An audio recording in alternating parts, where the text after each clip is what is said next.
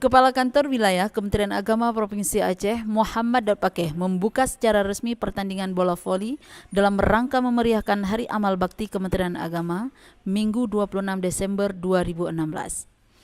Acara tersebut juga dihadiri Kepala Bagian Tata Usaha Kanwil Kemana Aceh, Kepala Kantor Kementerian Agama Kabupaten Aceh Besar dan Kota Banda Aceh, Kepala UPT Asrama Haji, Kepala BDK Aceh, dan Pembimas Buddha. Kak Kanwil mengatakan bahwa kegiatan-kegiatan yang dilaksanakan adalah sebagai wahana silaturahim dan membangun solidaritas antar sesama ASN Kementerian Agama. Selain pertandingan voli yang diikuti 11 tim ini, panitia pelaksana HAP juga melaksanakan kegiatan donor darah pada Senin 2 Januari 2017 di halaman kantor wilayah Kementerian Agama Provinsi Aceh setelah pelaksanaan jalan santai.